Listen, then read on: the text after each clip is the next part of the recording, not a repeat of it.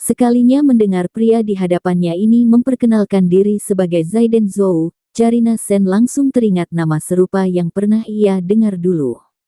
Ia semakin deg-degan setelah mendengarkan uraian pria itu.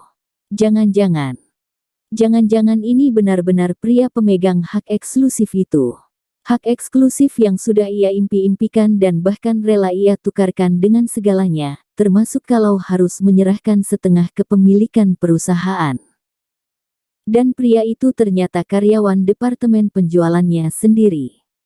Bagaimana mungkin?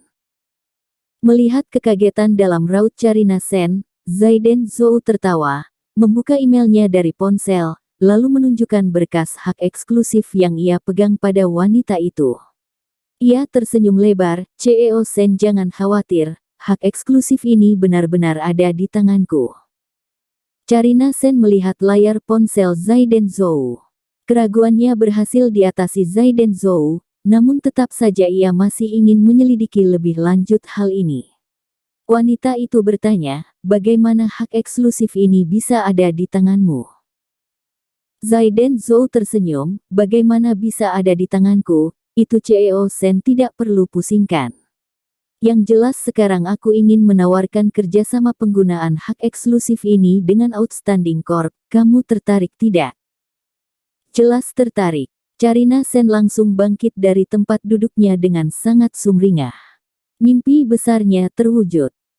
Ternyata ada maksud lain dari kepusingan dan kekhawatiran yang dijatuhkan langit padanya beberapa hari ini. Ternyata langit ingin memberinya hadiah besar yang sangat spesial. Carina Sen buru-buru melanjutkan responnya, mau bagaimana kerjasamanya? Zaiden Zhou tersenyum lagi, aku berharap bisa memulai proyek baru dengan perusahaan. Hak eksklusif yang kupegang jadi jaminan proyek ini, dan uang, pekerja, peralatan, dan media publikasi semuanya perusahaan yang urus. Aku ingin pegang saham 60% dalam proyek ini. Carina Sen kurang setuju, Zaiden Zhou, semua modal perusahaan yang urus, dan kamu masih mengharapkan saham 60%. Bukankah itu agak kurang adil?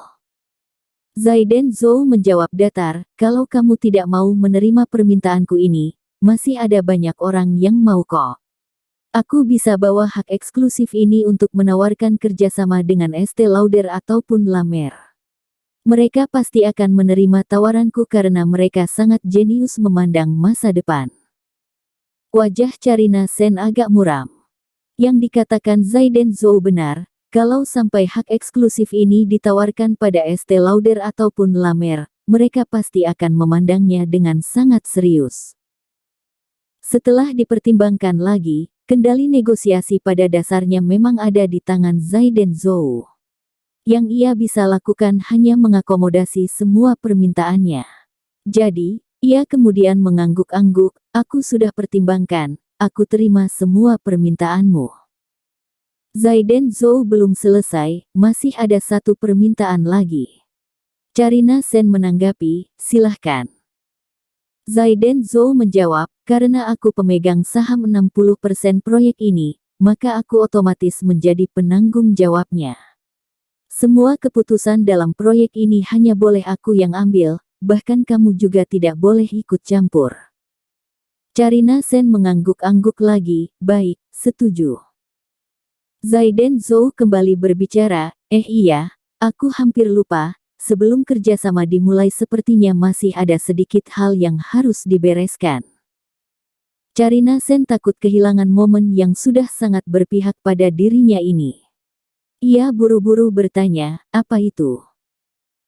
Zaiden Zhou senyum-senyum dan memperlihatkan surat pemecatannya pada Carina Sen, coba lihat. 10 menit lalu aku dipecat Kevin Lee dari departemen penjualan itu. Kalau kamu biarkan ini, kerjasama kita nampaknya tidak bisa dijalankan. Carina Sen menunduk geram. Apa ini? Memecat Zaiden Zhou. Ia pemegang hak eksklusif kelas dunia padahal. Carina Sen bertanya, memang apa argumen Kevin Lee? Zaiden Zhou menjelaskan, kemarin aku ada sedikit urusan pribadi, jadi aku bolos tanpa alasan.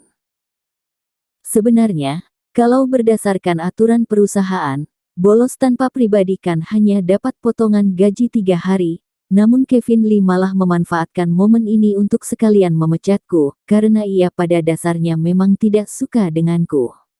Ia sudah melanggar aturan kantor dan memecatku atas keinginannya sendiri. Apakah Outstanding Corp akan diam saja atas perlakuan yang semena-mena ini? Zaiden Zhou membuang nafas panjang, lalu berkata tanpa daya, aku sungguh bingung bagaimana bisa perusahaan sebesar Outstanding Corp bisa menempatkan sampah bernama Kevin Lee itu sebagai direktur departemen penjualan. Ia selalu berpikiran sempit dan bersikap dendam pada siapapun, dan yang lebih penting lagi ia sama sekali tidak memiliki kemampuan manajerial. Ia hanya bisa ribut, dan itu mengganggu kondusivitas perusahaan.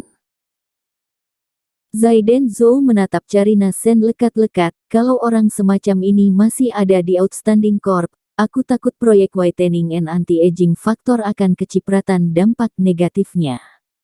Jadi, CEO Sen, aku minta maaf.